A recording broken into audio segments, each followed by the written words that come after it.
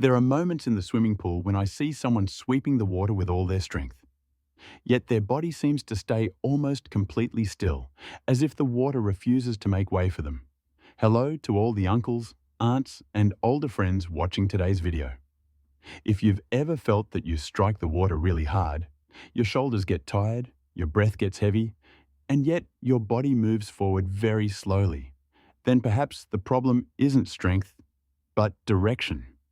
It may sound simple, but this simple thing has changed the way many people swim, especially after age 60, when we want swimming to feel light and gentle, not something we must strain through. And before we dive deeper into this topic, which seems small but is actually quite significant, please leave a comment with the number 1 so I know you're ready to discover the secret to swimming smarter instead of struggling harder. As we step into today's story, I'd like to invite you to imagine something very ordinary, someone using a cane to stand steady. If the cane is placed straight down into the ground, the force travels solidly and the body stands upright. But if the cane is set at an angle, no matter how hard that person presses, it slips and loses power. Swimming works exactly like that. We move not by raw strength, but by the direction of force, the direction in which we push the water. This may sound simple, but as we grow older, our bodies become accustomed to certain habits: tension, stiffness, and instinctive movements, habits that don't always match our current physical needs. That's why the first step towards swimming with ease is understanding how water responds to our hands. And from here, we begin with a tiny principle that can change everything. Water propels us in the opposite direction of where we push it. If we push the water sideways, our body moves sideways. If we sweep water downward, our body sinks. And if we sweep water randomly, our body doesn't go anywhere. What's interesting is that many people over 60 make exactly this mistake, not because they're weak, but because they move according to old instincts, old feelings. And when they feel they aren't moving forward, their natural response is to sweep harder, breathe faster, strain more. But all of that only makes the real issue more obvious. Strength is useless when the direction of water flow is wrong. Let me share a real story I witnessed. There was an older woman at a public pool in Texas. Every time she did freestyle, she swept her arms incredibly wide, water splashing everywhere. But she barely moved forward. When I came closer to observe, I noticed she was pushing water sideways instead of backward. She was trying to push the water out of the way instead of behind her. With just one small change, narrowing her hand position and directing the force straight back, she swam almost twice as fast without using any extra strength. That was when she smiled and said, "So swimming isn't about using more force. It's about guiding the water." And you know, science has confirmed this long ago. When the hand moves through water, the most effective propelling force is the force directed backward, the direction that creates thrust, the forward driving force. Lateral force doesn't create thrust. Downward force only creates lift, not speed. So if you want to swim faster, there's truly only one effective direction. Push the water straight behind you. This becomes even clearer when we look at common habits among people over 60. When shoulders are stiff, we often sweep our arms off-path without realizing it. When the fingers aren't held close together, water slips between them, just like trying to scoop water with a basket. And the habit of slapping the water harder to move faster is one of the most widespread misconceptions. It tires the shoulders, disrupts breathing, and unfortunately, doesn't help us go any faster. When we shift from incorrect technique to proper technique, we begin to see that the correct movement is surprisingly gentle.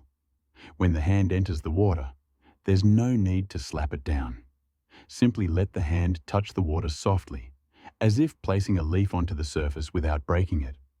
Then, pull the water along your body, keeping the sensation of water pressing into your palm. When your hand reaches the level of your chest, you begin to apply more force, and finally, you finish the movement near your thigh, the point where the strongest thrust is produced. That is the full journey of an efficient pull.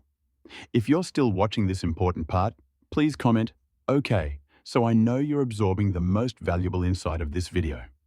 Now, to make this even clearer, imagine two movements of water. When we push water straight back, it flows in a single, neat, clean line. Our body, by the principle of reaction force, moves smoothly forward.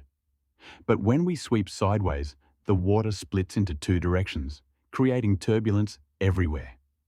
Energy dissipates, and the body receives almost no thrust. That's why people who sweep forcefully often create lots of splashing, yet remain in the same spot. To help you feel the correct water pressure, there are some very simple but effective exercises. For instance, stand at the pool's edge and push water straight back. When you see the water form a small, narrow stream, that's correct. When it splashes sideways, that's incorrect. By practicing this repeatedly, your body will remember the correct feeling, forming a new habit.